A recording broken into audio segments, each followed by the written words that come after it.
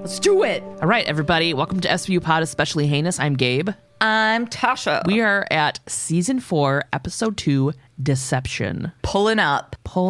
All right. The opening scene. We're here. Get out of the car. Deception. Let's do it. Opening scene. Open it up, Gabe. Okay, all right, sorry. Opening scene. We're in like a school art room and we see Benson talking to a little girl named Chloe. She's drawing some pictures. Benson shows Chloe a picture that Chloe had made. The whole reason that Benson's sitting there with this little girl, we find out. It was like, hey, your teacher showed me this picture you drew. So it's Chloe, her mom, and her half-brother Kyle. But in the picture, it looks like Chloe is crying. Chloe and Kyle have the same dad, and she didn't draw the dad in the picture because he's out of town. Benson asks her why she drew a picture of herself sad. Like, are you crying because your dad's out of town? Is that why you're crying in the picture? Please don't be being abused. Yeah, and she's like, no. And then Benson asks her if she's sad because someone is hurting her, and then Chloe says, I don't know. And we're like, fuck.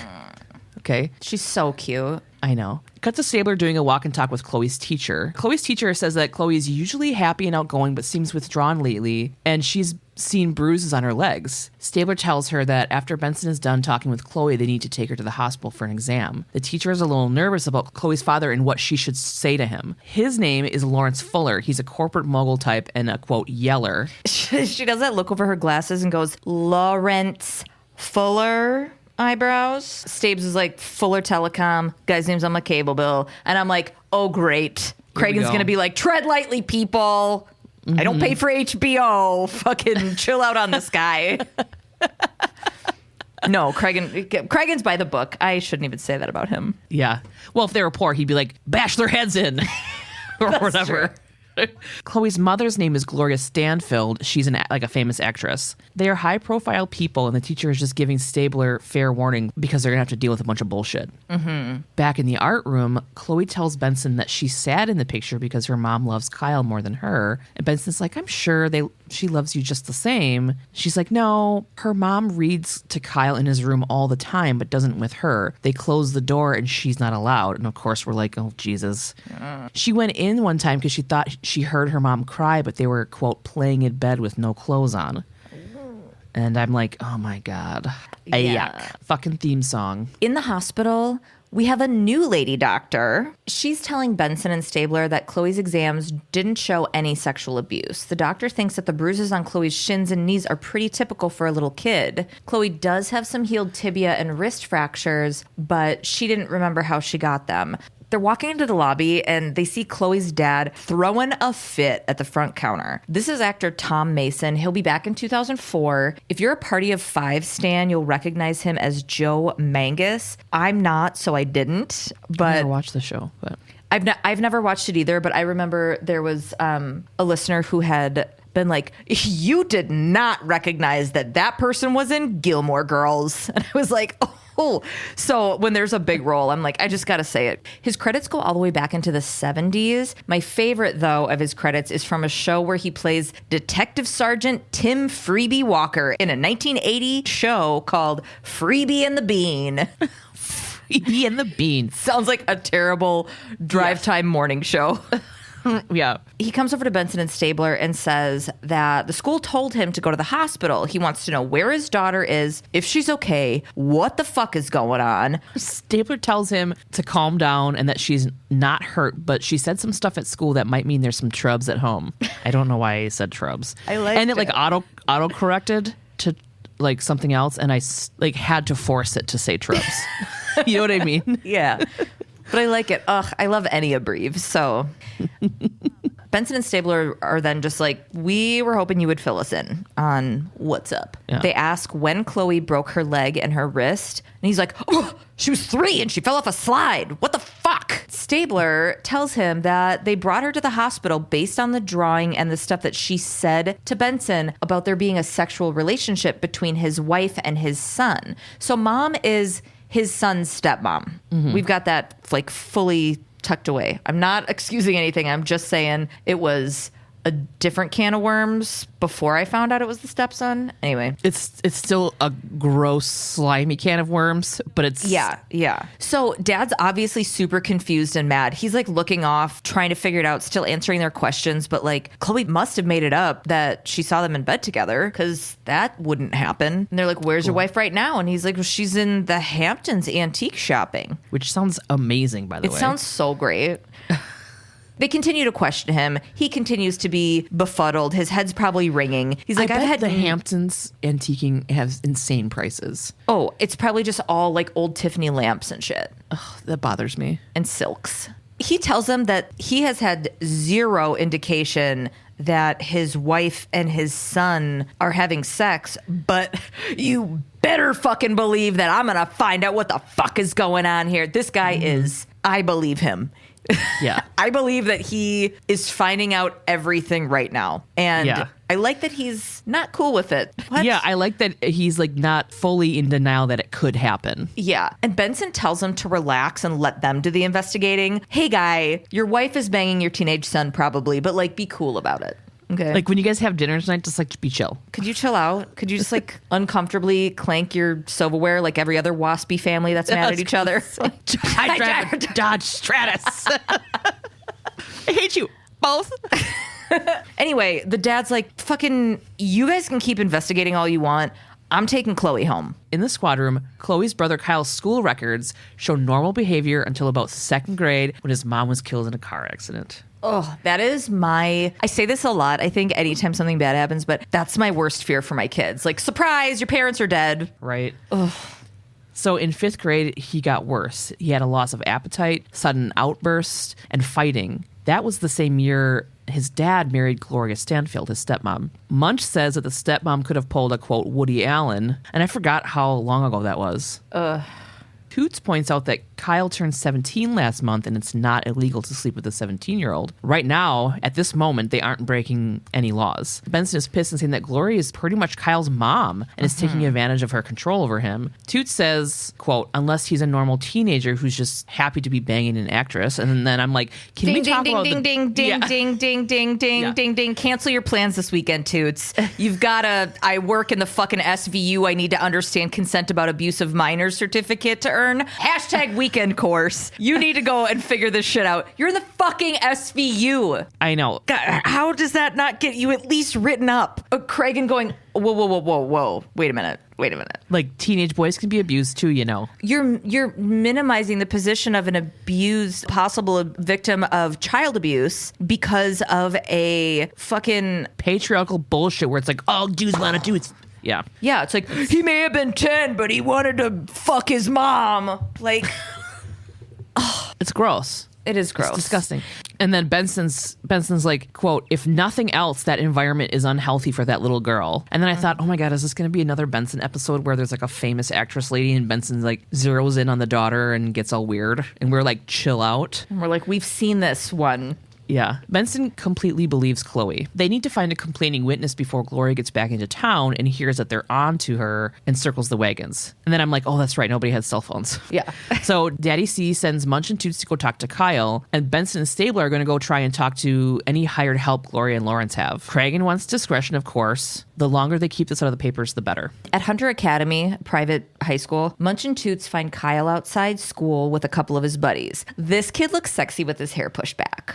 It's fucking Erin Samuels, Regina George's boyfriend, Mean Girls. It's October 3rd. Oh, fucking that's who he was. Pew. Yeah. This dude, IRL, Jonathan Bennett, works a fuck ton, but I'll always remember being disappointed to find out that he's gay, as if I had a chance with those fucking eyebrows when he was in Mean Girls. Oh.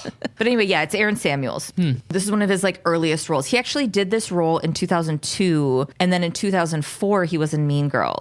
So anyway, Munch and Toots, they're at Hunter Academy. I'm completely distracted that this is Erin Samuels, but in this, he is Kyle. He's Lawrence's son. He is going to be questioned for the possibility of being abused by his stepmom. So they ask Kyle if they can talk to him alone. And Kyle's confused. He's like, what's this about? Everything at home is totally fine. They tell him that they're with the SVU and they investigate child abuse and had already talked to Chloe. He gets super upset. He's like, oh my God, is Chloe being abused? Are you guys saying that Chloe's being abused? And they're like, actually, we're worried about you. Chloe told us that you and your stepmom are sleeping in the same bed. And he's like, that's gross. She's been my stepmom since I was like 10, you guys. That's sick. That's all sick. That's super sick. That's not what's happening at my house. He didn't say it like that at all. He was just like, he didn't. What? No. I don't know why. Yeah, he was Gotta just go to like, school. Bye, guys. Gross. I have class. He's like, oh my God, that's fucking suck. I gotta go hop on the 405 to the 10 and get to school. But yeah, he's like, there's no way we're sleeping together. This isn't true. This is ridiculous. Hitting the quad or whatever. He had to go to school. At Lawrence's house, the family home, Benson and Stabler are talking to their housekeeper. She's like a sweet little like Minerva McGonagall type, like Maggie Smith. Yes. Totally. Exactly. Yeah. Her accent also kind of veers into Mrs. Doubtfire territory, R.I.P. to such a problematic movie that I loved as a kid. I mean, also Robin Williams. Yeah. It just sucks that Mrs. Doubtfire is like what it is. I haven't seen it in so long and I'm like, don't want to. I'm scared. Oh, it's just transphobia. Yeah. It's not. There's some really... Hello! I know. That's all. So this woman, this housekeeper, she is super Maggie Smith. I looked her up and ended up watching a trailer for a 1982 movie she was in called Eating Raoul, where she and her husband have swinger parties at their house and murder them for their money to open a restaurant. It looks fucking awesome. Have you seen it? No. I need you to watch the trailer of Eating Raoul later. Write it down. Put it on a piece of paper. Raoul. She plays this nurse kind of, it's so early 80s, late 70s. I'm watching the trailer, I'm mid taking notes and I'm like, I can't stop to watch this fucking movie. So she's not really British. So her accent's ridiculous. But she tells Benson and Stabler, my contract contains a confidentiality clause.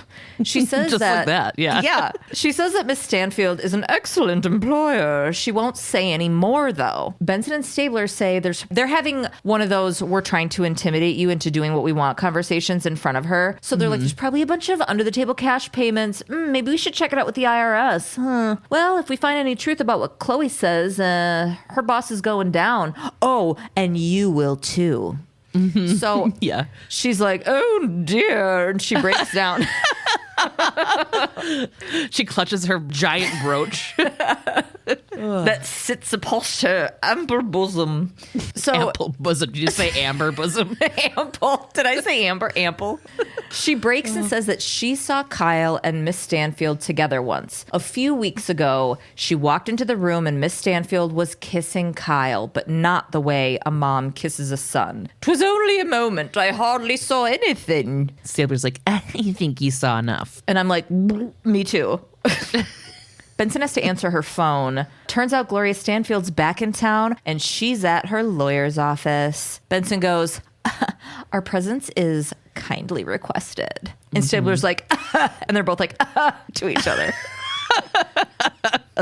They were like that.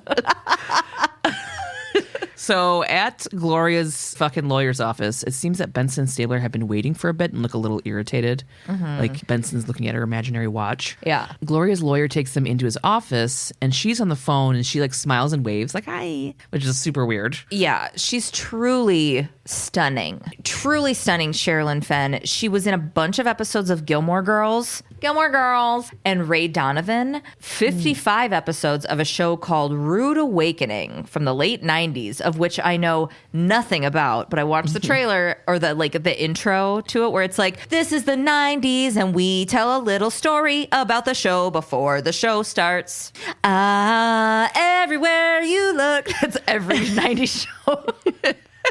Oh, and she played Audrey Horne on a little show called Twin Peaks. I knew I fucking recognized that mole. You know how many people wanted that mole tattooed? A lot. And I get it. Really? Yeah. Oh. I mean, I knew you would know it. I've never watched Twin Peaks. pause for gasping. And I know it's an amazing show. I've been told it's like an incredible show and everybody loved it and people were obsessed with it. And the only thing I know about it is that they parodied it on Sesame Street and they had like puppets and it was called Twin Beaks and it was about birds with two beaks. Whoa. Anyway, so they're at Gloria's lawyer's office. Benny and Stabes just walked in. She smiles and waves. She says that she's not having a sexual relationship with her stepson. Chloe is a child and just made it up. And then Benson's like, well, there's a few adult witnesses saying that they saw you and Kyle kissing. She's like, I kiss everyone. And then I'm like, what if you just, whatever. What? Just what if I just want people to be like, oh, hi. You know what I mean? See, she was so hot. She's like, I kiss everyone. And I'm like, She says Chloe probably got the idea from like TV or one of her old movies and insists that she would never hurt Kyle. Mm-hmm. In Cragen's office, they basically have nothing. No complaining witness or physical evidence. Cabot and Cragen need more than just Benson's hunch. Mm-hmm. All Cabot can do is get a hold of child services and have a file started on Gloria. Stabler comes in. He's like, you're never going to believe this, you guys. He comes in. He slides in on a rolling office chair and goes, bitch. Bitch. Yeah. There's a domestic disturbance at Chloe's school. Gloria and her husband are fighting over who gets to take Chloe. At Chloe's school, Lawrence and Gloria are like hard fighting. They're fucking super angry. Gloria doesn't want Chloe to go with him because of how angry he gets. Lawrence is pissed and saying that Gloria raped his son and who knows what she's done to Chloe. Mm-hmm. He says that she's disgusting and doesn't deserve to be a mother. And they're just like going at it. There's like this one cop that's like, what the fuck? You know? Benson and Stabler are really trying to break this up. Lawrence, literally Stabler said to him, shut up. Lawrence lunges at Gloria and says if she touches his kids again, he'll kill her. And Stabler is not having threats like that thrown around. Mm-hmm. He's like, you need to calm down. And he was like, okay. And I was like, okay, this guy really is like fucking, like I believed him, you know? Yeah. Gloria says, I'm the abuser? He hits me and he hits the kids. You should investigate that. Benson's like, you know what? You guys can fight it out in family court, but the state's taking the kids now. And they're both like, no! Yeah. And Benson grabs Chloe and takes her through the room and outside. And Gloria and Lawrence are losing it, obviously. Yeah. Stabler calls Munch and tells them to do an emergency removal of Kyle. At Kyle's school, the bell is ringing and all the kids are coming outside. Munch and Toots don't see Kyle, but they do see his buddies. These fucking dorks. I know. Oh my God. They both go on to do a decent amount of acting, but I'm going to reduce them to my faves, okay? One was kid with travel stenographer on the Chappelle Show, and the other was bully on an episode of Arrested Development. Their names in this episode are Sajeev and Brian looks like he's a 35-year-old stockbroker. He does. And the thing that made me think they were even bigger dorks is that they're talking about Kyle's relationship with his stepmother. Mm-hmm. And they're just like, the whole time. Just like perpetuating that it's cool for an adult woman to abuse an underage boy. Right. So what do they call that? Ephebophilia. Where's my Huang knowledge? They tell Munch and Toots that Kyle left already. And they're like, but what are you investigating? Munch and Toots ask how well Kyle gets along with his dad and eyebrows stepmom. And they're like, well, Gloria's open and she likes having us dudes around. She doesn't care if we look at her. She's always giving us back rubs. Yeah. Like fucking little tween, it turns little fucking tween dorks. It's and they're like giggle looking at each other. Yeah, it's like she's wearing clothes, but you can see right through them. I gotta tuck my boulder into my belt. I don't know what to do with it yet. They're like, it's cool though, because she's not Kyle's real mom, so.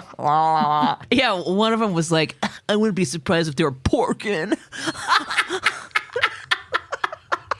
It's fucking stupid. So dumb. It's funny because they're stupid. In the squad room, Benson, Stabler, and Cragen are doing a little walk and talk. They let Cragen know that ACS took Chloe to an aunt and uncle's in the area. Mm-hmm. Munch and Toots are still looking for Kyle. Cragen tells Benson and Stabler that their day isn't over yet and hands them a slip of paper. And then the music gets all swelly. Here we are at the Fuller house, the family house. Everybody, here we are at the Fuller house. The cops are everywhere. It wasn't a robbery, and someone knew the code to get in. Oh my God, I really want to make a Fuller House joke about how Michelle's not coming. Sorry, I was going to leave it and just get it. Fuller House. There's just a show. Okay, go. The rest of the family is gone, and Lawrence is on the floor in a row, beat to shit with a bashed-in skull. And I'm like, whoa. It looks like he put up a fight. The murder weapon looks like it's cylindrical, about 2 to 3 inches in diameter. Munch holds up a bloody baseball bat he found under Kyle's bed. This is where my predictions start to come in, okay? All I said here was it cannot be this simple. Right? I think I have a prediction. I have a few things building throughout, so we can hit those as But we I go. feel like no matter what, we knew it wasn't Kyle, you know? At this point, I was like, it can't be that simple. Yeah, exactly. But I didn't anticipate what it ended up being. You know what I'm saying? Yeah. So the doorman says that Lawrence came in around 8 p.m., Gloria left around 20 minutes later. Then Kyle left about 15 minutes later. He says Kyle seemed pretty upset. The back and side doors of the building are locked and have alarms, and no one comes in and out without signing in. Toots takes the sign-in book, and then, oh my God, Toots turns around and Kyle walks up to him all beat up and asks what's going on. As if he doesn't have a gigantic hematoma on the side of his fucking head. Hey guys, what is going on? What's up? Toots is like, hey, your dad's dead. Sorry. And Kyle's first reaction is, where's Gloria? Toots doesn't know, but he thinks that he's taken his dad's death suspiciously well. Yeah. We cut to Stabler interviewing our British housekeeper, asking where she was today. It's my day off. I stopped by to check on Miss Stanfield, and the front door was open. I came in, found Mr. Fuller. And he's like, well, why were you checking on her? Well,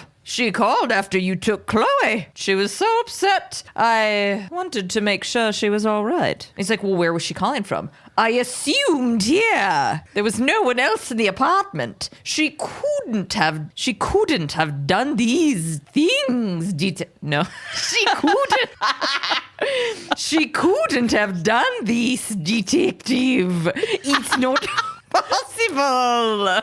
It's not possible. This woman does not have a British accent. Yeah. Munch and Toots and Kyle are in an interrogation room. They are like, how'd you get that black eye 2 seconds after Dad was murdered? He said it was from gym class. Of course, they're not buying it. He looks like he fucking got punched in the fucking face. Like hard. Yeah. Like with a hand holding a giant rock or something. Just like a meaty mitt. Just like fucking... Brooke's husband's hand. Lou Ferrigno just came out of nowhere. Just plowed him in the side of the head. They ask if his dad started hitting him and he defended himself, and he says no, and that he didn't kill his dad. He's like, I just went for a walk, but I know Gloria didn't kill my dad. They ask Kyle how many school uniforms he has. He says he has 6, and that the one he wore today he changed out of when he got home. And Munch is like, bloodstains kind of clash with the school colors, huh? Craig knocks on the door and calls Munch and Toots out. He tells them that they need to hold off on asking Kyle questions because he lawyered up. You see Gloria and her lawyer walk into the squad room, and Cragen starts showing the lawyer to Kyle's interrogation room. You know who this fucking guy looks like? Who? He looks just like Uncle Frank from Home Alone. Because it is. Don't roll your eyes. It is. Oh. He played a creeper child-abusing government employee, Craig Prince, in season 2. Yeah. This episode is the Home Alone 2 Lost in New York of SVU episodes. Oh my God. Because it really is Uncle Frank. When he came onto the screen, I was like, come on. And then I looked it up and I'm like, yeah, it is. It's him. Good. Oh my God. Good. I don't know this fucking guy. I do not know this person. Oh, look what you did, you little jerk. Buzz, your girlfriend. Okay. Honey, it's real silver. Put it in your purse. It's not even a good quote. I don't even know. Yeah. Stabler's like, why is this not a conflict of interest considering Gloria is a suspect as well? The lawyer says that if charges are filed, then Kyle gets a new lawyer. Until then, there's no conflict. Right. Gloria says she'll answer any questions they have without her attorney present. Obviously, her attorney's like, but like, don't. I'd rather you didn't. She says she has nothing to hide, and Benson and Stabler take her into an interrogation room. Mm-hmm. In the interrogation room, Gloria tells Benny and Stabes that she had no idea what happened. She said she went to a hotel. She didn't want to be near Lawrence after seeing how angry he was at the school. She went home to grab some things, and Kyle was there, and she tried to explain to him what was happening, and Kyle got very angry. She's like setting fucking Kyle up. You can see it. Mm-hmm. Lawrence walked in and they started fighting, and he pushed Kyle. She said she couldn't take it anymore and she just left. And then Stabler's like, you just left this angry dad with the kid? And she's like, whenever I try to stop it, it only makes it worse. She tells them to check with the Hotel Sienna. They'll tell them when she checked in. She insists that she did not kill Lawrence. She has no reason to. And Benson's like, what about the kids and all the money? She says that Lawrence made her sign a prenup, so all the money goes to Kyle and Chloe in trust that she's not allowed to touch. But she also doesn't think that Kyle killed his dad. Somebody else must have. Yeah, Okay. this is where my theory comes in. This bitch groomed Kyle to kill her husband. So if she marries the son and he has this trust, she could change the paperwork as Kyle's wife, And have all the money. but then she'll kill him in like a year so Right. that she can get the money. This is my working theory. Right. On the other side of the glass, in Cregan's haunted sunken pirate ship.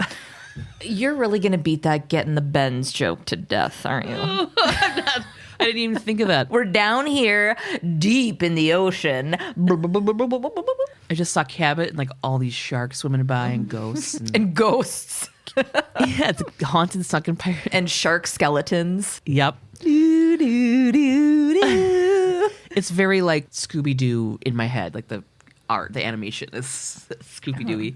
Yeah, it's just Mario to me. Cabot asks Cregan who looks good for the arrest, but so far it seems like Gloria and Kyle are covering for each other. Either one of them could have used that bat. Munch says that Kyle probably came back to the crime scene to pick up the murder weapon. Turns out Kyle's prints are on the baseball bat. Cabot says, arrest him. Munch and Toots bust into Kyle's interrogation room. They arrest him for his dad's murder. They're walking through the precinct and Gloria is pissed, saying that Kyle is innocent. Toots tells her she's the only other suspect, so she has a confession. Now's the time to say it. Gloria tells Kyle not to say anything. She's going to go get another lawyer. At the arraignment hearing, Mariska Hargitay's future husband's chiseled ass jaw is there for the defense. Kyle pleads not guilty. Cabot asks for remand because this dude has no work or familial responsibilities and has unlimited access to money. Kyle's lawyer, Trevor Langan, says that Kyle is only 17 and has strong ties to his stepmom and 5-year-old sister. Cabot says that Chloe's currently living with relatives pending an investigation of Gloria. Trevor says that Kyle's never been in trouble before. So, come on. The judge sets the bail at $1 million and puts a hold on his passport. You see Kyle get like really upset by that. They like kind of zoom into his face. Yeah. And they said the passport thing. You're like, where are you going? Shut up.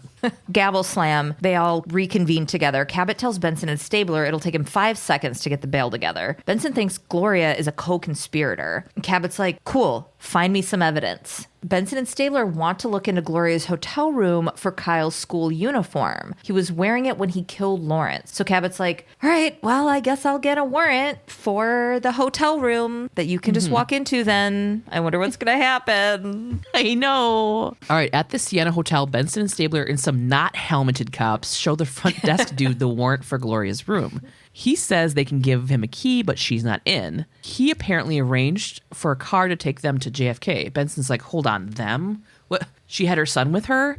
And he smiles and says, he was young, but I'm sure he wasn't her son. Not the way they were acting. Because that would be gross. Right. In the squad room, the whole gang's trying to figure out where the fuck these butts are going. Where you at, butts? So far, they haven't found their names on any manifest. There's no credit card activity, so they had to have paid cash for the tickets. Benson holds her hands up, and she finds out that they flew to Dulles at 11 a.m. in the morning, which is in D.C., right? Well, yeah, because Cregan's like, DC, why would they be going there? We find out later. Yeah.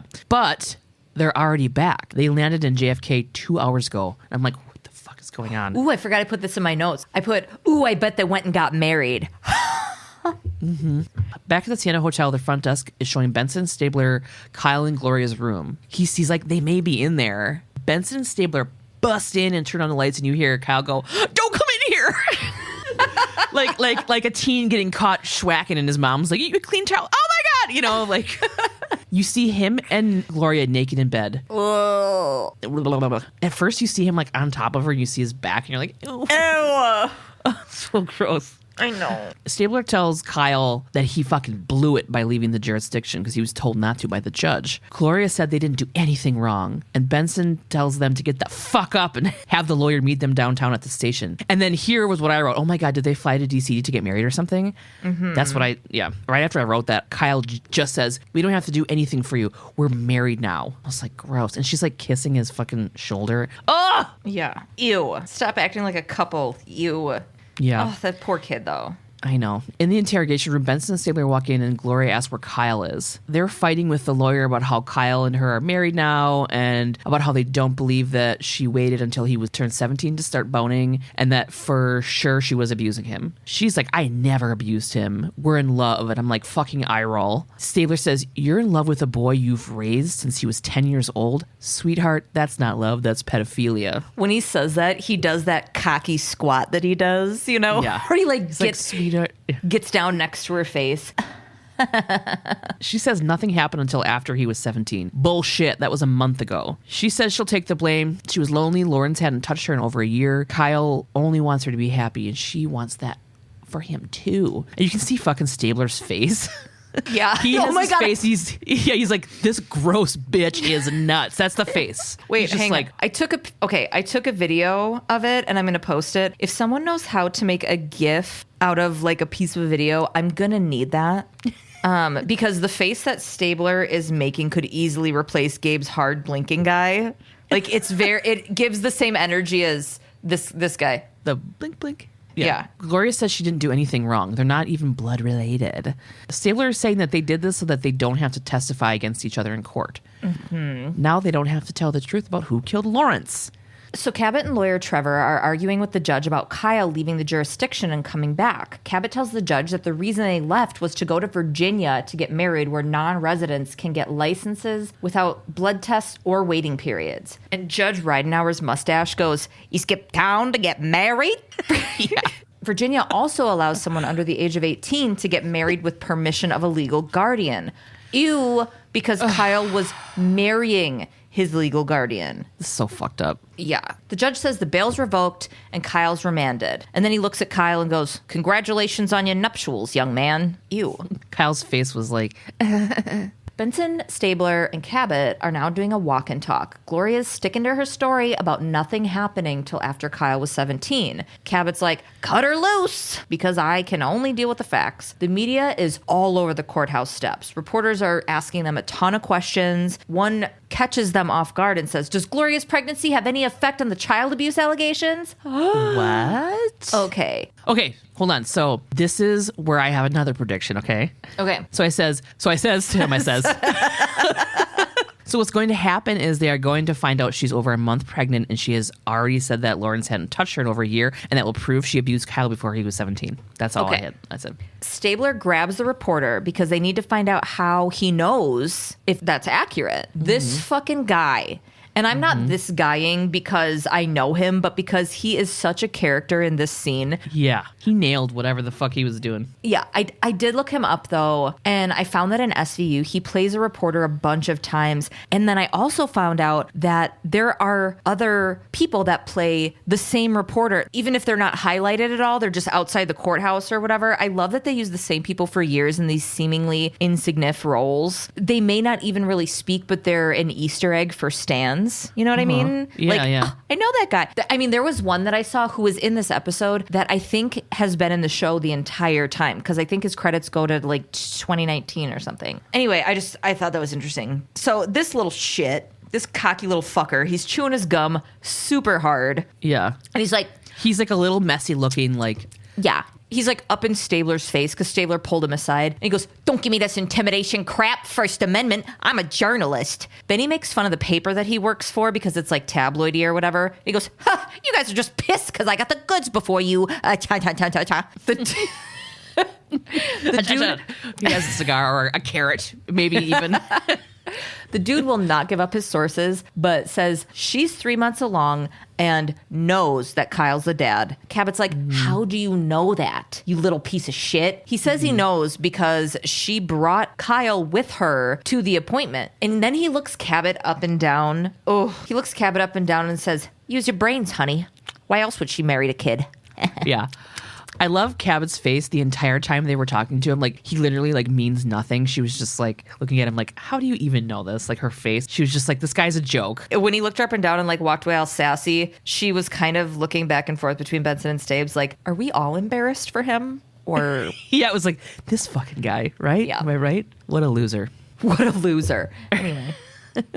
In Rikers Island, Munch and Toots walk into a cell where Kyle is sitting, and Munch says, "Heard you're gonna be a daddy, is that true?" Kyle's lawyer tells him not to answer that. Yeah, Trevor Langan. Yeah. Is that Benson's real husband in Yeah. real life, or no? Yeah. Okay. That's who he is. Okay. Kyle's lawyer tells him not to answer that. Toots says, why not? It's not going to incriminate him, just his mom. Kyle says, Gloria's my wife. And Munch grabs him by the shoulders and said, look at that. That's fatherly pride. Ugh.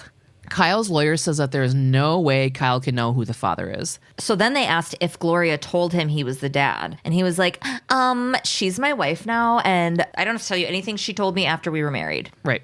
On the street, Benson opens the door for a smiling Gloria as she gets out holding all these shopping bags. And she's like, thank you, Detective Benson. Fucking bitch. She goes, and they say chivalry's dead. Oh my God. I just know. read this article about chivalry and the intentions behind it the other day, and I can't go off on another thing, but maybe I can post it or something for anybody who's confused about feminism and male savior bullshit. Mm-hmm. Benson asks her if she's shopping for her husband's funeral or maternity clothes. Gloria says, a little bit of both. Ugh. They want her to take a paternity test, and she says, why? So you can prove I had sex with Kyle before he was 17? And I was like, oh my God.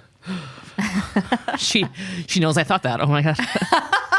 Gabe's grabbing the edge of her desk. She's like, here we go. Oh my God. She tells him to contact her attorney and he'll set up the test. And then I'm like, what is happening? There's 15 more minutes left. That's a lot of time for shit to happen. In the crime lab, turns out Lawrence and Kyle are both not the father. What? Benson gets a call. Gloria's in the hospital. She's been raped. Twist. In the hospital, the doctor is telling Benson and Stabler that Gloria came in about an hour ago. Contusions to her thighs and upper arms. The rape kit was positive for fluids. And then I'm like, oh my God, was it one of Kyle's dummy friends? That was like, I love you, Gloria. You can be with me instead, Kyle. Whoa. Benson and Stabler go into the room that Gloria's in. She's sitting there in like the little robe thing or whatever. Paper robe thingy, yeah.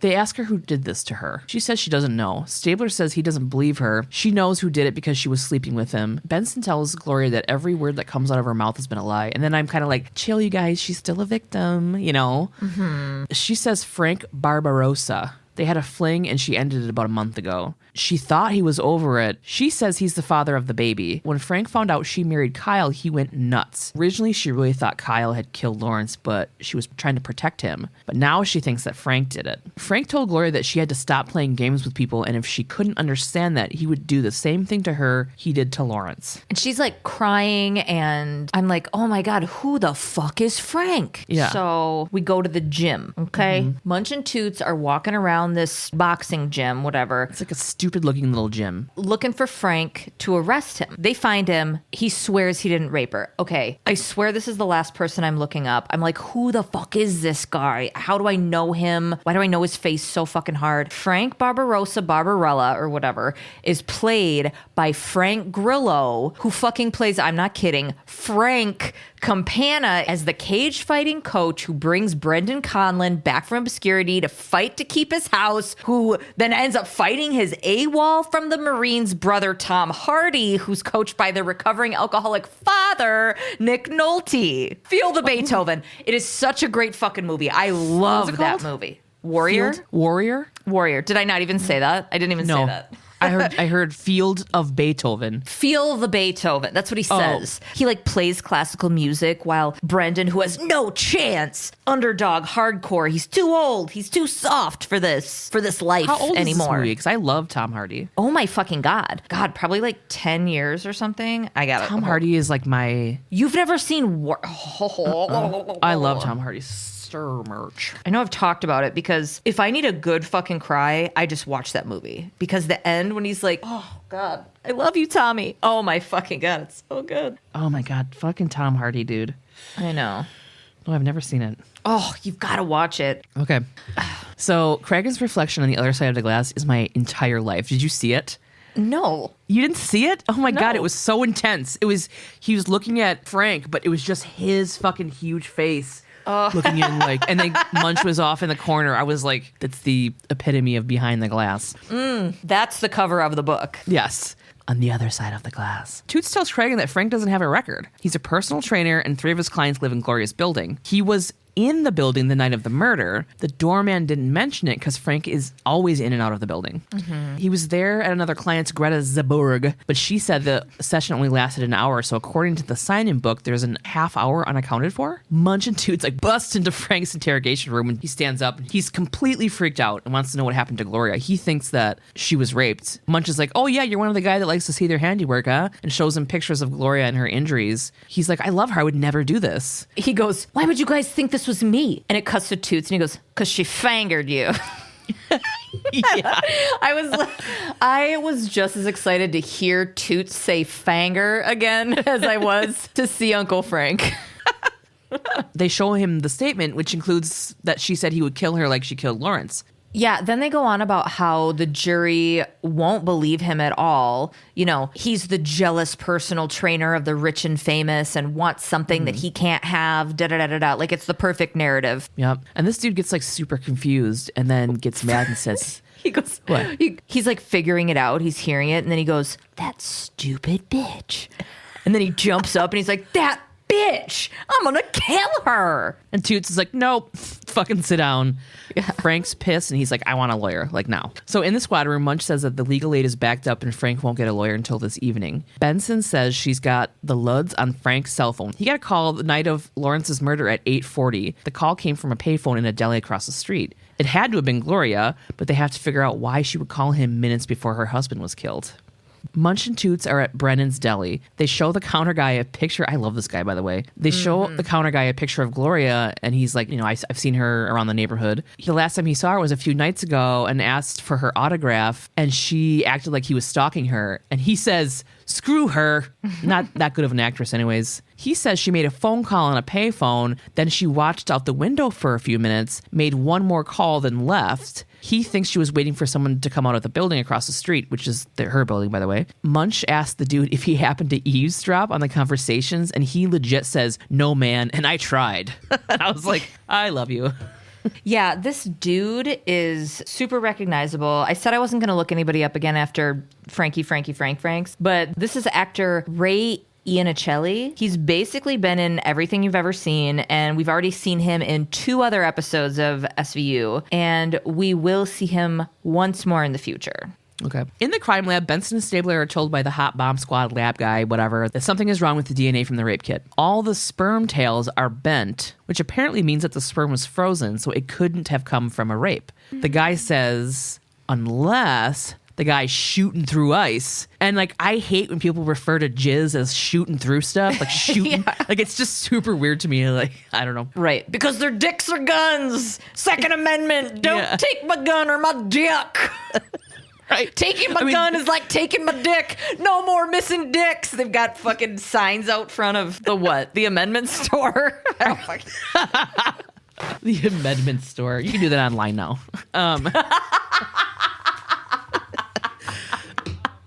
it's funny because this is like... Sorry, that was dumb. Okay. Like, this is a lab tech, a lab guy. And he's like shooting through ice. Just fucking, I don't know. The DNA for sure is Frank's, though. Mm-hmm. And his DNA matches the paternity test. There's also a presence of spermicide from the rape kit sample.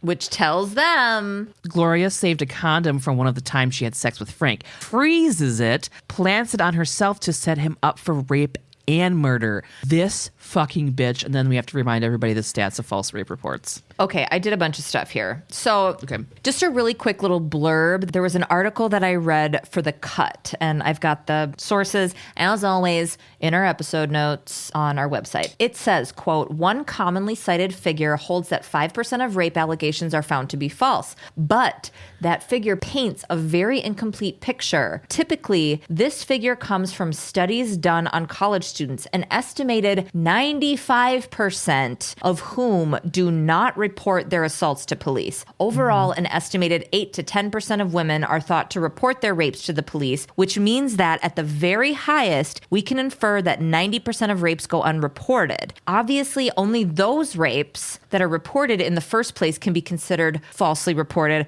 so that 5% figure only applies to 10% at most of rapes that occur. This puts the actual false allegation figure closer to 0.5%. So the stats on how often this is happening on this show really skews people's view on what it can be in reality. We've discussed it plenty of times, but if you were to replace false rape reports on the show with, say, being attacked by a shark, the show would just be like, shark attacks, attacked by sharks. It would just be all about shark attacks. It'd be like the shark show. And you'd be like, wow, people don't get attacked by sharks this much. This doesn't happen. Perspective-wise, okay, this is the exact same show, but people are also being struck by lightning at the rate in which it lines up with the amount of false rape accusations are on the show. We would all be watching like, oh my God, people get electrocuted from the sky so fucking much.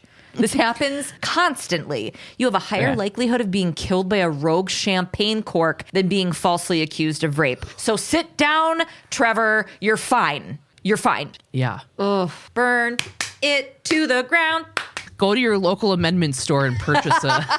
Okay, where are we? In Frank's interrogation room. In Frank's interrogation room, his lawyer is going toe-to-toe with Cabot. They're negotiating his sentence. Frank says he'll give them Gloria for the deal they hashed out. Benson and Stabler just tell Cabot what he knows. He's like, okay, I killed Gloria's husband because Gloria told me to. She set him up. She called Frank that night and said Lawrence was crazy and Frank had to do it right now or Lawrence was going to kill her. He said he didn't do it for the money, but because she was afraid for her life. Lawrence knocked her and the kids around a lot, I guess. If he was out of the way, they could be together. She gave him the security code for the apartment and told him where the bat was and what to do with it after to also set up Kyle. But they can't prove any of this is the problem. Cabot needs something she can use to prove this or he's the only person that's going to jail for Lawrence's murder. She's like, Frank, dude, this equals this. This equals this. Yeah. He stops and he's like, well, I guess she's going to get away with it then because he doesn't have anything. In the squad room, Cabot tells him that nothing Frank said definitively points to Gloria. Munch had dumped the payphone from the deli. The other call she made was to Kyle's cell. They got to get Kyle to testify against Gloria. He's about to have all the charges dropped on him and be free since Frank is the real killer. Benson and Stabler are in Kyle's cell. They hand lawyer Trevor a file. They tell Kyle about Gloria's boyfriend, Frank. He doesn't believe them. Stabler tells him she set him up for murder. And Benson's like, dude, the weapon was your baseball bat under your bed. It was Gloria's idea. Stabler tells him that she's pregnant with Frank's kid, not his. They show him the results of the paternity test. Benson's like, there's no reason to protect her anymore. You cannot argue with DNA. Benson tells him that Gloria told Frank if he killed Lawrence, they could live happily ever after. She told Kyle that too, but Kyle couldn't kill his own dad. At the end of the day, she just wanted fucking Lawrence dead. Yeah. She only married him so that Kyle wouldn't testify against her. Benson asks what Gloria said when she called him that night. Kyle says she told him to leave and that she would take care of everything and they'd be together and that she loved him. On the street, Gloria's getting out of a fancy car. Benson and Stabler are waiting by some bushes for her, and Stabler goes, hey, can I have your autograph? And his fucking sunglasses. Oh my God. Okay. Oh my God, I know. He looked like fucking Neo. They're outside of a family planning place because, bloop, she's going to get an abortion. Then Stabler waves someone over. It's Kyle. He gets out of a car, and he's like, hey, babe. No. He's like, what are you doing? What are you doing here? Why is this guy Gloria? What are you doing here? She's like, oh, sweetheart, I told you why I can't have the baby. We agreed that this was the best thing for us. And he goes, well, you said it was mine, which proves we were having sex before I was 17. And Gloria goes, Kyle, this is for us. Kyle goes, no, it's not. I know this baby isn't mine. So if you want to kill it, go ahead. I don't care anymore. And I was like, okay, chill out. It's very, guys. a lot of drams here. Kyle keeps going and says, just tell me something. This whole time we were together, this whole year, was it all part of your plan to make me love you so I would do whatever you wanted? Because if it was, you didn't have to do that. You didn't have to pretend. I already loved you, Gloria. I can't remember when I didn't. And I'm like, can we remind everyone that she came into the picture when he was fucking 10? Yeah. Gross. Gloria says, I do love you, Kat. No. Kyle, I do love you. Oh my God. I do love you, Kyle. Jesus. We're married. That's why I don't want to have another man's baby. Look. We're married. Look, I only lied to you because I thought you were too young to understand, and it was my mistake. Oh my God. I will never let that happen again. And That's she's such a fucked up thing to say. so gross. It's like you were old enough to be a part of of knowing your dad was dead, to be married, to fuck a woman who could be your mom, but not old. Ugh. Gross. So she's crying and looks down and she's like, what? Because he's got a little fucking pirate scroll in his hand. And she's like, what is that? And Benson's like, Kyle wants a divorce. Actually, it'd be an annulment because it's like a week later. But Yeah. Benson and Stabler, who are still standing there. Yeah, watching the whole thing, fucking chugging popcorn. Yeah. Just And she's like, oh my God, Kyle, you don't know what you're doing, Kyle, as they start to arrest her. And he goes, no, I know exactly what I'm doing, Mom. Ew. Oh, what a fucking way to end that. It's so fucking gross. Yuck. Oh, yuck. Good one, though. Oh, Toyota. Toyota. Gross. So many good people in this. Yeah. Fuck. Why do they choose to end it that way? Mom. I mean, I know exactly what I'm doing, Mom.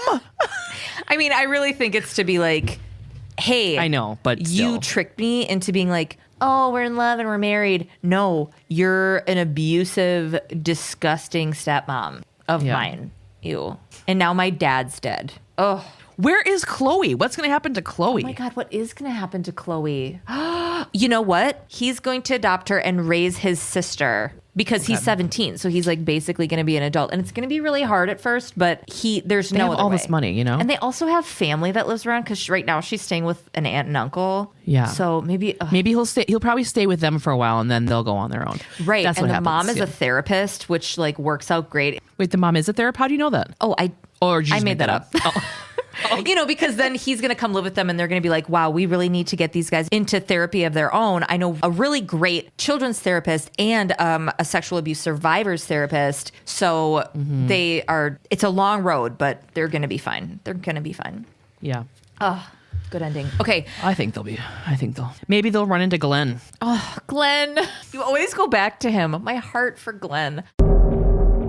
You ready? Mm-hmm. All right. Dr. Norman Larzelere was eating lunch at his dental practice in the early afternoon of March 8th, 1991, when he heard something out in the hallway. He went out to investigate and found a man in a ski mask with a sawed-off shotgun pointed directly at him. Whoa. Norman took off down the hall and made it into a room where he shut the door. The gunman was able to shoot through the door.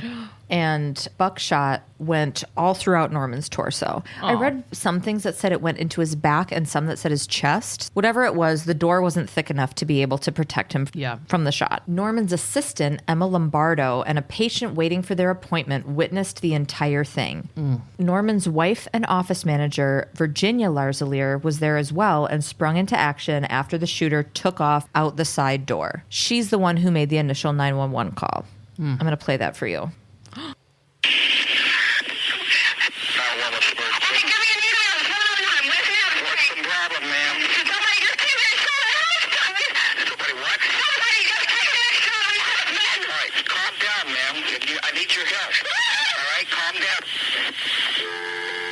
After the call was disconnected, the operator called back and spoke with Emma, the assistant. The call was complete chaos. I think the first call kind of just gives you the idea of how hysterical she was. Yeah. In the end, Norman didn't make it. He died as he was being med-flighted to the hospital. Right away, detectives were like, this looks like someone wants us to believe it's a robbery, but we don't think that's the case. I'm not sure what made them think otherwise, but they took note of the fact that Virginia was really pressing the robbery narrative. Apparently, the gunman had taken money and Valium from the safe. So every witness gave descriptions of the gunman. Virginia's description was the only one that was different and the only one that changed throughout pretty much every interview that she gave. On the Oxygen show Snapped in this case, because I love that show. there's an interview with Detective Dave Gamel. He was great, but he said, quote, first he was short, then he was tall, then he was Latin and had a ponytail. It constantly changed. You know, honestly, at one point I expected her to say it was the Kool-Aid Man. Okay. Comedy. Detective / comedian Dave Gamel. Emma and the patient that was in the waiting room told detectives that they heard some of Norman's last words, which were, "Jason, is that you?" Who's Jason? Who the fuck is Jason? Jason is Virginia's 18-year-old son.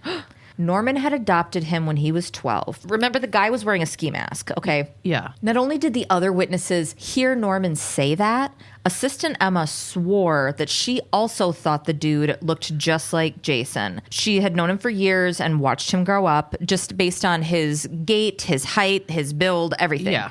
Yeah. Virginia was the only one who disagreed. She also claimed that she did not hear Norman say that about Jason. And then later she said something to the effect of, oh, he was asking for him and we were talking about him like while he laid there. But again, the other witnesses were very clear on what and how they heard it. Yeah. Jason says that he was at a mall and also had a dry cleaning ticket timestamped to account for his whereabouts during the shooting. Okay. So these people were rich, like rich for the rich community that they were a part of. Yeah. They lived in a mansion. They had yachts, cars. They were fancy. A far cry from Virginia's upbringing. Okay.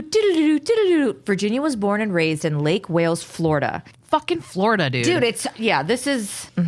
she was born in 1952. In an interview, her son, Jason, described where she came from as, quote, rednecky Central Florida. When telling the story of growing up, Virginia says that she and her 3 sisters were physically, emotionally, and sexually abused by her alcoholic father, and her sisters say that Virginia took the worst of it to protect the others. As a teen, she married Harry Mathis and moved into a mobile home community with him, basically to get out of her situation. Yeah. And that's when she had her firstborn son, which was Jason. So their relationship was volatile and, not healthy and everything else, Her and her son's relationship? Or you mean her and her husband? Her and her husband, Harry. Yeah. In 1975, Virginia told Harry that he needed to go help her cousin, who was stranded on the side of the road with a broken down vehicle. So Harry went out to find the car. Yeah. When he did, and this was nighttime, right? So he's approaching the car. Someone comes out of nowhere, shot him 4 times, including in the head. What the fuck? Harry fucking survived. Whoa. At first, the cops were like, holy shit, the wife set this up. Yeah. For some reason, after a little while, Harry decided not to pursue a case in the matter, which doesn't seem like his call, but he was like, no, I'm not going to cooperate. I'm not going to say anything. I'm just going to go on about my life with my family. Yeah. They ended up divorcing 2 years later in 1977. Okay. In 1982, Virginia married a Florida Highway Patrol trooper. So after these two had been married for a while, the dude was out on duty when he got a call from his wife saying that someone had broken into their house. The husband went to investigate, but he must have called for backup because 2 other troopers showed up as well. Okay. One of them said that they were looking through the bedroom window while the husband was going to go into the house. They were looking through the bedroom window and saw Virginia sitting on the bed holding a gun. They said that it appeared she was waiting for someone to open the bedroom door. Whoa. He didn't end up getting shot or whatever, but I don't know if the other people were like, hey, there's nobody in the house. Get out of the house. Don't go in the bedroom. She's sitting in there, whatever. Yeah. Or they let her know they were outside. I don't know. They ended up getting divorced. She married again in 1983, 2 months before her divorce was finalized. And that marriage was annulled soon after. So she has a pattern of getting married. She has a pattern of being accused of some pretty sketch shit with her husbands. Okay. Yeah. Norman Larzelere was originally from Michigan. He and his wife had moved to Florida in 1980, which for some reason, Florida in 1980 feels just fucking peak Florida to me, Yeah.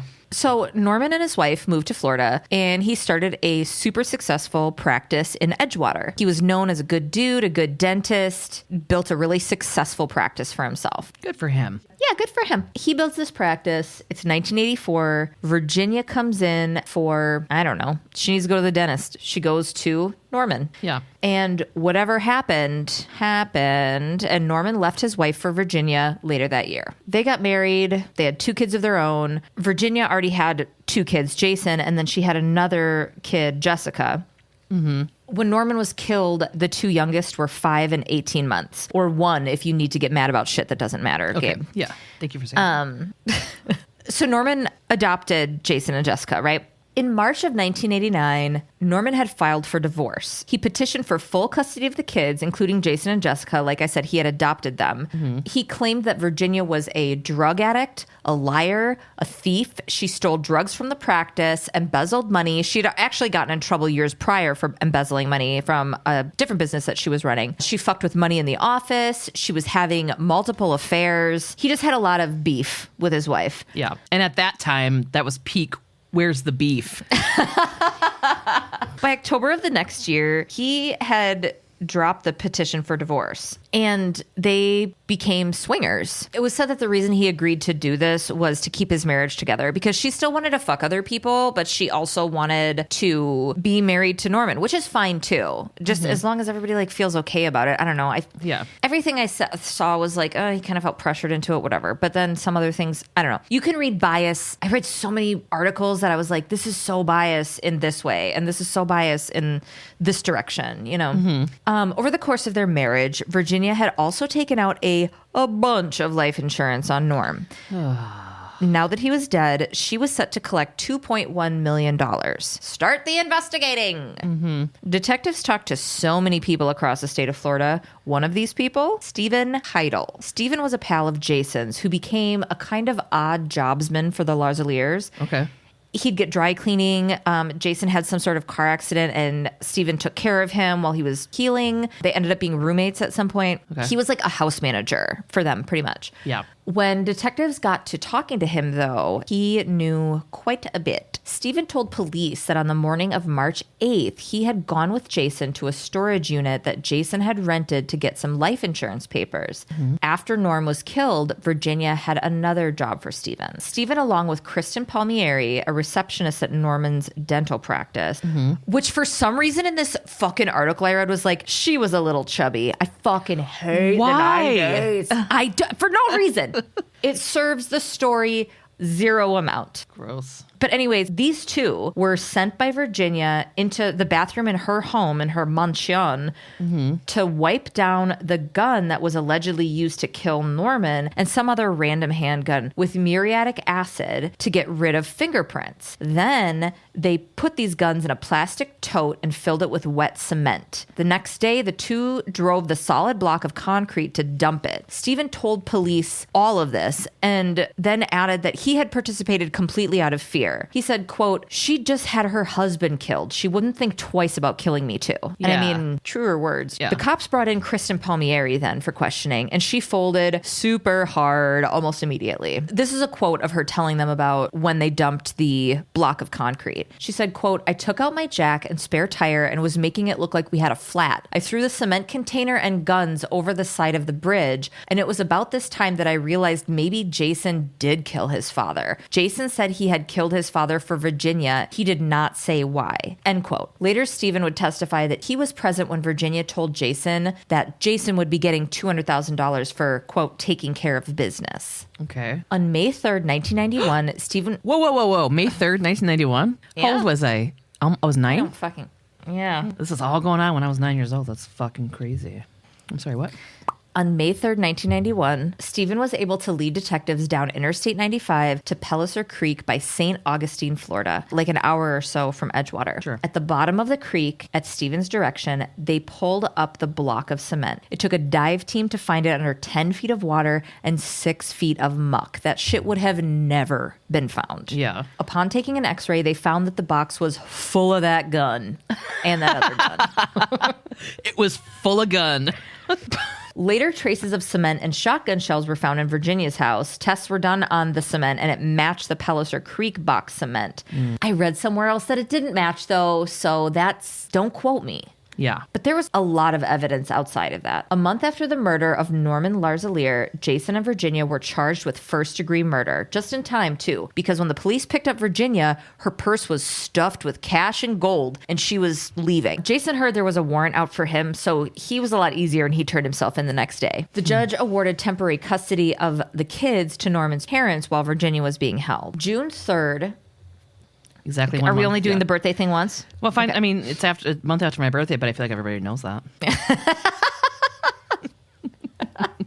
My God. Oh my God. Okay. God bless me, everyone. On June 3rd, they entered their not guilty pleas. They were held without bail, and they both faced the death penalty. Here comes the trial. The trial of Virginia was first, okay? Stephen and Kristen became key witnesses for the prosecution. They were involved in the crime, so they weren't squeaky clean, but would be ideal. I mean, they fucking led them to the murder weapon. Right. They had so much knowledge of the inner workings of the events leading up to and following the crime. They considered them great witnesses nonetheless. You know, it was more than them just being like, yeah, they said this and this and that. They're like, hey, come with us and we'll find this thing that you would never have found. Yeah. Remember how Norm had caught Virginia cheating on him? Yeah. During their investigation, detectives talked to multiple dudes that Virginia had not only slept with over the course of her marriage, but also that she had tried to commish to kill her husband. Damn. Now, this is why I'm like, the story is fucking wild, because everybody in it is a character. This is some Tiger King shit. Everybody has like some crazy ass backstory. Yeah. So one of the dudes that took the stand was a Californian country music singer named Norman Lee Carn. He tried to sell his testimony to the court for a cool $500,000, but they were like, that's not how this works. Right. So he testified that she had tried to convince him to kill her husband for a new Harley with $20,000 stuffed in the saddlebags. Another guy, Philip Langston, a Vince Vaughn-heighted exotic animal and parrot collector, said that she floated the idea of killing Norman to him for $50,000. Another thing that came up during the trial was the other witnesses testifying to Norm calling out Jason's name. Yeah. Apparently, in response, Virginia put her mouth over his. She later said that she was giving him a kiss goodbye. This guy didn't die until he was in the air on a helicopter, okay? She was giving him a kiss goodbye, but prosecutors believed it was to keep him from saying Jason's name. Ugh. I just imagine the situation. And she's basically covering his mouth to keep him from saying Jason, is what they're alleging. Jessica, who was 14 during the trial, Virginia's second born / Jason's sister, testified that Virginia and Jason had a, quote, husband-wife relationship. This is her son. Yeah. Virginia is the mother of... Not stepson. Correct. This is her son by birth. That's all that Jessica said, but the media was already like piranhaing this entire case because it was salacious as shit. Yeah. She said that and didn't say any more, but that took it and just through the media. Rumors went nuts that there was an incestual relationship between them. Others said that their closeness was not that of a mother-son relationship. So that was a rumor that was never 100% substantiated, but there was also an interview with a cop. Was it the lead detective? It may have been the lead detective on the case that had said they were surveilling her house because she said that she was being robbed or some shit, and the police saw them in bed together, but didn't specify, you know, what was going on necessarily. February 24th, 1992. Wait, it was a rumor, but was it true? I don't know. Nobody ever walked into their hotel room and Jason yelled, "Don't come in here." I don't know. That never happened. Yeah. So I don't know. But there were rumors. That's why hearsay doesn't mean shit. Yeah. But also the prosecution didn't feed this narrative either. I'll tell you about the lead prosecutor in a minute, but she kept it very straightforward. We're not here to fuck around with all this salacious bullshit. We're here trying somebody for first degree fucking murder. Right. On February 24th, 1992, after only 1 hour of deliberation, Virginia was convicted of first-degree murder. There was a 7-5 jury recommendation for the death penalty. She didn't even pull the trigger, okay? Yeah. And the judge was like, 7-5, I like those odds, and agreed, okay? Wow. So she's put on death row. Right? Okay. 6 months later, same evidence. Basically, the same exact situation was brought before a jury in Jason's trial. Slam dunk. JK. Jason was acquitted. Yeah. They could not prove by a reasonable doubt that Jason was guilty, and he was 100% fully acquitted by. Wow.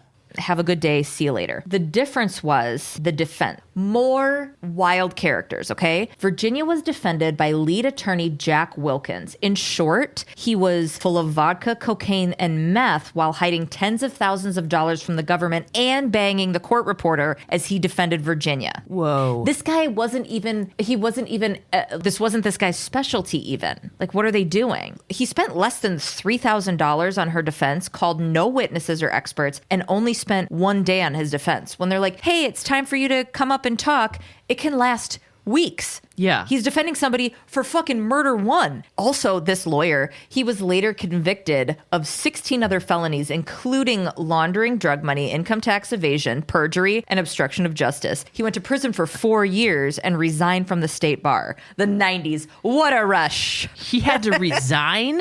Yeah. He couldn't just get kicked off? Well, I mean, I think that was How has probably... her case not been dismissed because of this guy? Exactly. Right? Things happen because of that guy, but yeah. Wait, hold on. So they don't even have a murderer. They don't even have the person that pulled the trigger, and they're still charging her with murder? Exactly. Wow, weird. Bananas. So for Jason's trial, he's like, no thanks, Jack. I'm going to get a different lawyer. Okay? Yeah. So Jason got defense attorney William Larzelere. This dude didn't roll out of bed for any case that wasn't fucking murder one. It was his thing. He would be going up against the prosecutor that just got Virginia the death penalty. Same prosecution, right? Special prosecutor Dorothy Sedgwick. She was known for being a cold as ice bad bitch. Okay, so there's this, he tells this little anecdote about when he was getting ready for the trial to start. I memean, he got the call from Jason and he's like calling fucking experts and witnesses, and he's like, we're gonna figure this out. You're not going to prison. Because he's like, it's what I do. And this bad bitch Dorothy Sedgwick is like, this is what I do. So he's sitting there, fucking Lasley's sitting there. He's waiting for the trial to start. This prosecutor click clacks. She approaches him and he's telling the story. He goes, she loved to get in your personal space. She bent over and was an inch away from me with her face. And she said, I've won 32 straight capital cases, and this is going to be number 33. And then Larzelere looks at her and goes, get ready to be 32 and 1. Alex Cabot, who? Just kidding. Larzelere was not only able to pick apart Virginia's terrible representation, he was also able to cast a huge shadow of doubt that Jason was even involved. He had witnesses testify to Stephen Heidel's violent temper, greed, irrational agitation, the fact that he himself was probably the owner of the second handgun that was in the river. Remember when some other random gun was in there? Yeah. There was like track to the fact that he had a gun like that in his possession at some point. Larzelere believed that in actuality, Stephen was the shooter and not Jason. So what Lasley's kind of strategy was putting the key witnesses on trial. You know, he's like, you're going to believe this guy? He's got something to lose here. But then the detectives were like, why would he lead us to the gun? He was not even on our radar. Why would he lead us to the murder weapon? Both stories made sense too. So, I mean, this guy's just a really good fucking lawyer. And he got Jason fucking acquitted. In 1999, Stephen Heidel died by suicide. Okay. It was his 7th attempt. It's hard to pick apart. Like I said, like I read a lot of articles that were so biased one way or the other. So it's hard to really know what to believe. But back to Virginia, initially she was sent to Broward County Correctional to the women's death row. What? What? She sat on death row with Eileen Wuornos. Oh, shit. Allegedly, the two did not get along. At one point, they even got into a physical fight, and Eileen ruptured one of Virginia's fake titties. Damn. Yeah. Eileen also referred to Virginia as Cher. There was a lot of, I think it was Virginia was talking about this. I didn't write this down, but talking about how like death row is the last stop. So the other women that were on death row, also for super fucked up crimes, were kind of like a little family that took care of each other. But she made a point to be like, Eileen was not one of those people. Eileen was she would like scream into the night, like late into the night. She would just sit in her cell and scream and fight people and snap at people and just do really, she was not mentally well. Right. I mean, that just goes even more to the fact that it's like fucked up that she was executed. One of the detectives even went and had an interview with Eileen to talk about Virginia because they're like, well, maybe Virginia told her some shit. So I'm going to go have a little interview with Eileen. Like, she set up the interview and then she was pissed that he was there, you know, because she wasn't emotionally regulated at all. Yeah. So she ended up attacking him and that was a whole fucking thing. Yeah. In 2008, the Florida Supreme Court reduced Virginia's sentence to life. That was the best they could do because of her ineffective counsel. So she went from being on death row to life in prison. Now, today, she's at Homestead Correctional serving life, but continues to appeal. Jason is, nobody knows. He may have moved to Europe. He may be, like, nobody knows where he's at. As far as today goes, Virginia has earned gain time for good behavior and is scheduled for release in August of 2034. So Damn. she'll be 81. Wow. What a crazy story. I don't know how I have never heard that. I know. I hadn't either. Crazy And court situation. oh, I mean, That's bananas. I tried to keep it short. I know this was pretty long, and I was like, I got to keep this short. But like, there kept being. I'm like, wait a minute, what about her lawyer? That guy was fucking wild. It was just fucking crazy. Crazy shit. All right. Next week, it's season 4, episode 3, Vulnerable. Detectives hunt for the sadist who tortured a woman with Alzheimer's, investigating her nursing home as well as her scheming son. Oof. Oof. Oof, indeed. What? Oof, indeed. Back to you, Tom. Follow us on Instagram at SVU. Email us at svupod@gmail.com. Join our Facebook Elite Squad, please, because I love it so fucking much. Can you please say it and say the right name so people know how to search it? What is it? SVU Pod, especially heinous, at... It's SVU Pod. It's SVU Pod Elite Squad on Facebook. Damn it! It's SVU Pod Elite Squad on Facebook. At Facebook. Join our Facebook group and engage with Gabe trolling me. That's what it is. No, she does other stuff. Hashtag little bit loud. Support small pods. Indie pods.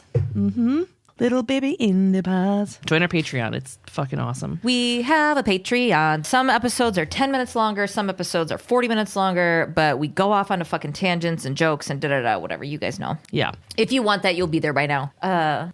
If you were home, you'd be here now. What? Oh, shut up. Live, laugh, love, Gabe. Okay, love you. Love bye. you, bye. Cut to Sailor's Dong. Toyota. That's it. It's done. My mom hates her. You guys want to see my pube? That's gonna mean the end of stuff now. So if I'm gonna get off the phone, I'm just gonna be like Toyota. I had a hard time listening to that scene because I was like, Brennan's Deli. And then I just kept doing like, you curly-headed fuck. It's just And a special thanks to our... Ew, why do I sound like that? I don't know. A special thanks to our Elite Squad patrons, Hayley K. and Sonja W., Jennie S., Skye K., Nikki B., Marisa M., Elke H., Sarah A. and Annie G., Mary D. Andrew, Rebekah D. and Miranda B. Shelby W. Lex and Emily T. and Kayla W. Mallorie G. and Eliza W. Bonita R. and Marin. Vanessa, Amy P. Jess M. Summer M. Melanie G. and Courtney W. Ursula S. Emily A. Katrina C. Kate H. Younga, Nicole R. Julia P. I'm regretting this. I know. Sapphire, Kayla, Allison B, Shy R, Catherine M, Kate P, Jessica S, Nicole M, Acacia V, Danielle W, Josh H, Emily L, Kelsey D, Shanna M, Tammy J, Sarah G, Crystal, and Lucy M. We appreciate you. Thanks for making it possible for us to do this. Thank you, guys. You're the best. The best. Okay. Bye. Love you. Bye. Jeez. You. All right. Wrap it up.